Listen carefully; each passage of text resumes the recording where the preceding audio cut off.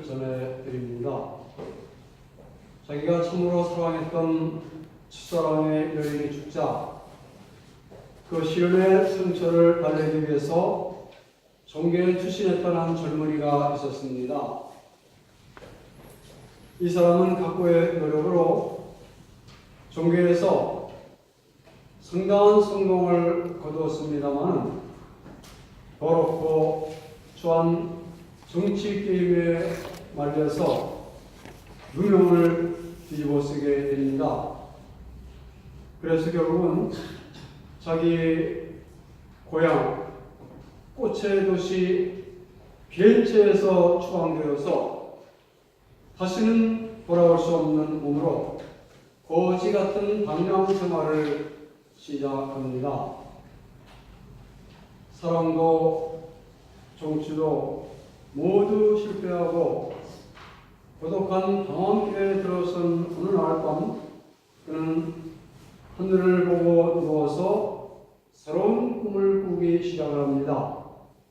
그것은 자기가 진정으로 사랑했던 여인 베아트리체가 자기를 영원한 세계로 인도하는 꿈이었습니다.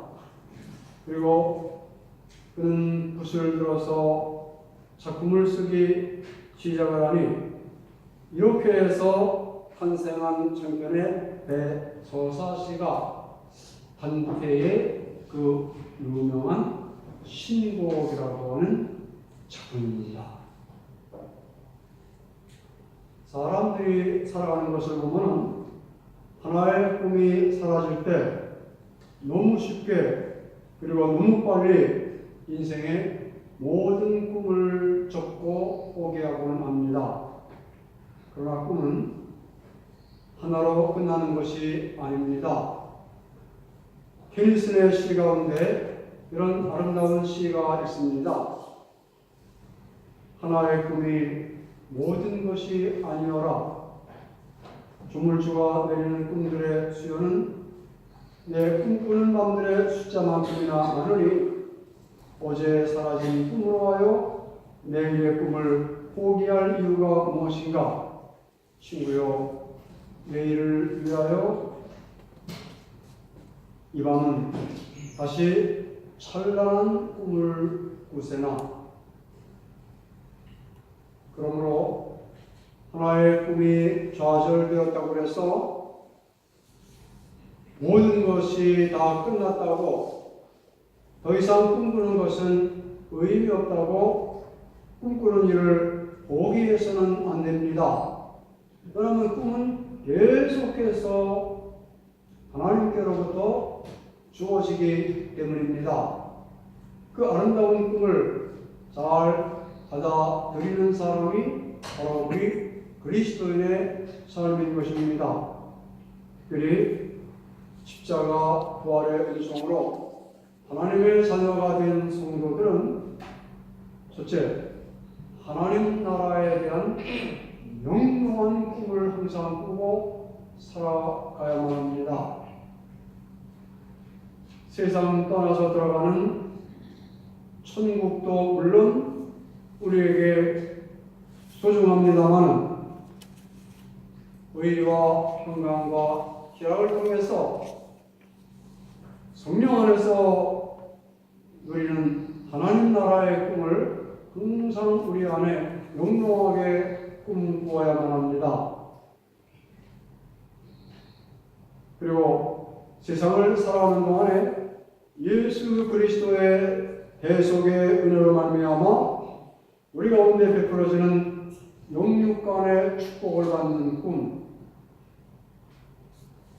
예수 그리스도의 십자가 부활의 은혜로 우리에게 이루어지는 복음 안에서 누리는 풍성한 삶의 비전, 이것을 항상 꿈꾸어야만 하고 교회적으로도 70명이 모이고 120명이 모이는 그런 영롱한 부흥의 꿈을 항상 우리 속에 품고 있어야 하고, 또 국가적으로는 평화로운 조국 통일의 꿈을 항상 우리 안에 품고 있어야만 합니다. 어디 메릴린치라고 하는 증권회사인가요?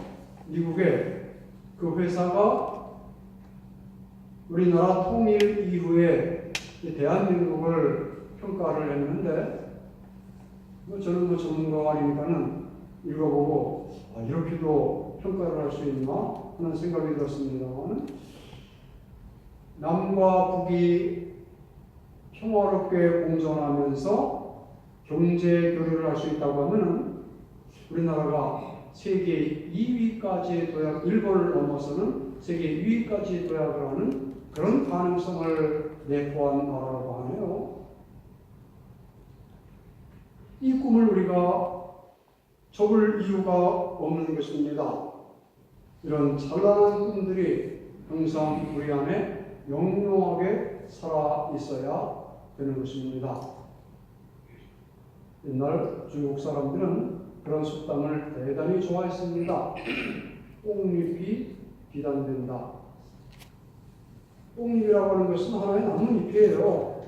그러나 그것을 누에가 먹으면 비단씨를 뽑아내는 것처럼 우리가 꿈을 품고 그 꿈을 잘 키워 나아가면 언젠가는 그 꿈이 현실로 나타나는 거룩한 역사를 보게 되는 것입니다. 그러면 우리는 어떻게 이런 꿈이 우리 안에서 찬란하게 이루어지는 그런 그 영광스러운 삶을 이루어 나갈 수가 있을까요? 본문의 말씀을 통해서 우리가 몇 가지의 깊은 교훈을 얻습니다. 첫째는 고난의 터널을 잘 통과해야만 합니다. 꿈은 대가 없이 성취되는 법이 없습니다.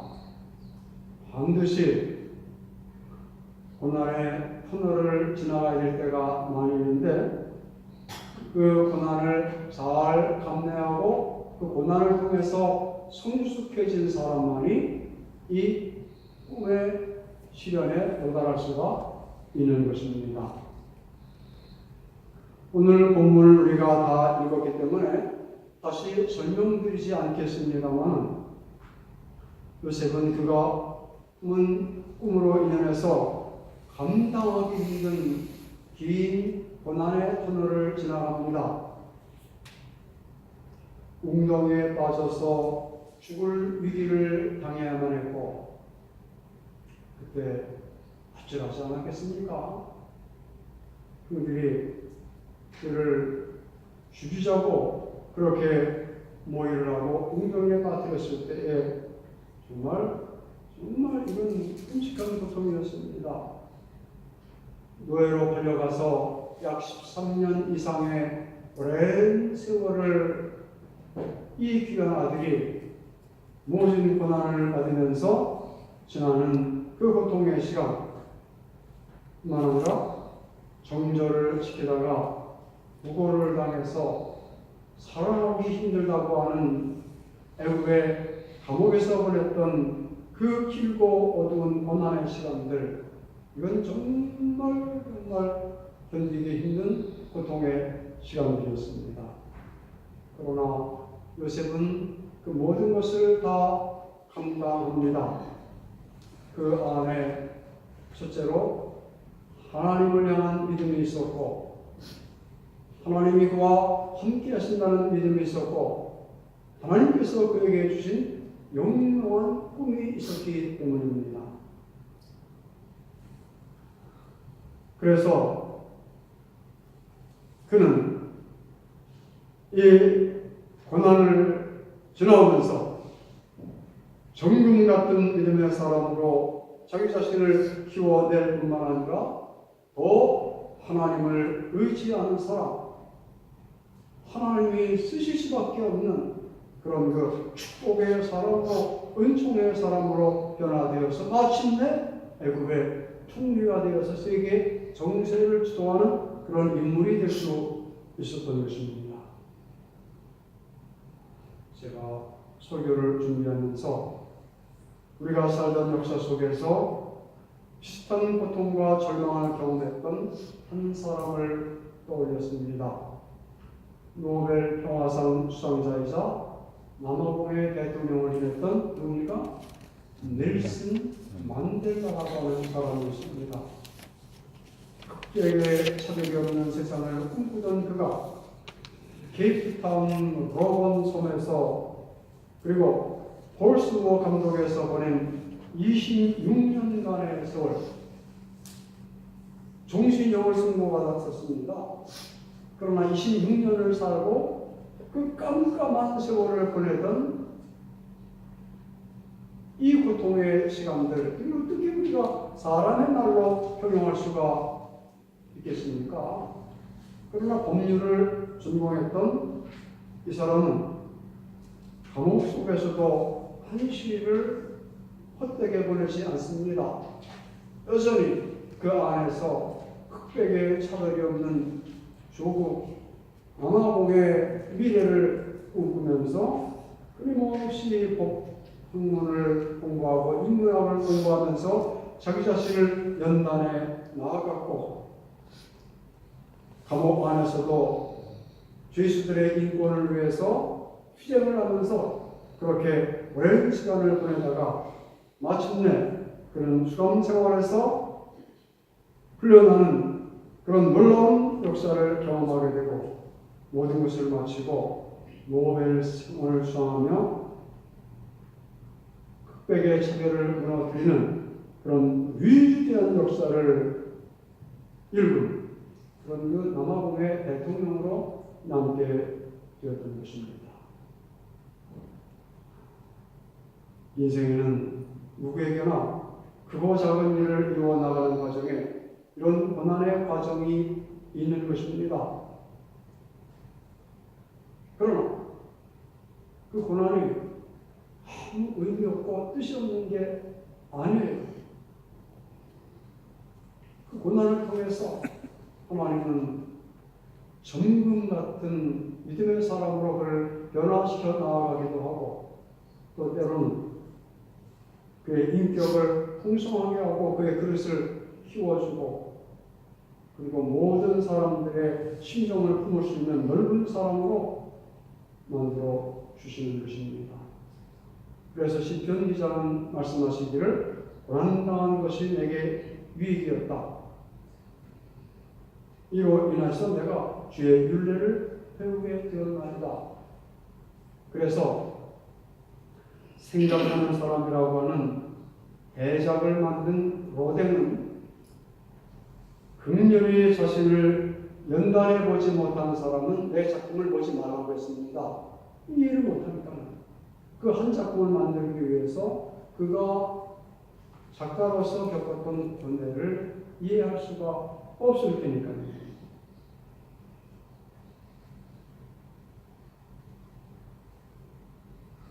두 번째,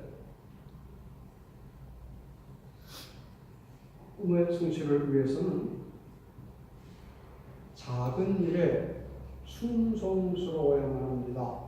지금 내 앞에 주어져 있는 이 작은 일에 충성된 사람만이 또 그런 영광스러운 미래를 맞이할 수가 있는 것입니다. 꿈만 품고 앉아서 오늘 현실에 충실하지 못하다 하면 그건 꿈이 아닙니다. 잘 아는 말씀이지요.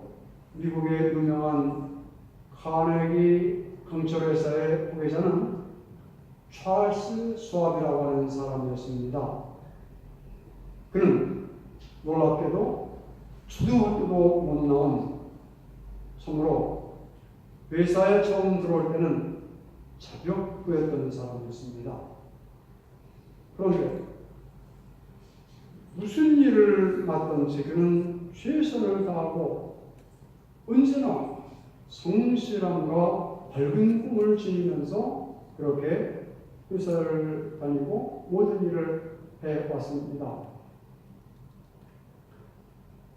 자신이 이 회사의 주인이라는 생각을 가지고 성공적인 미래를 바라보면서 마치 자기 집을 관리하듯이 공장을 정리하고 정돈합니다. 이러한 성실함이 인정되어서 마침내 정식 사원으로 발탁이 되고, 이외에도 계속해서 그는 똑같은 주님의식을 가지고 모든 일에 최선을 다하는데, 그 행동에 감동한 사장은 결국 그를 비서로 발탁을 하게 됩니다. 이로 가은에게 연로해서 은퇴할 때가 되어서 이 거대한 회사를 누가 이어갈 것인가 궁금했습니다만, 모든 기라성 같은 모든 예상자들을 다 뒤로하고 찰스 수왑이 그 뒤를 이어가서 그 회사를 계속 발전시켜 나아가게 되었습니다.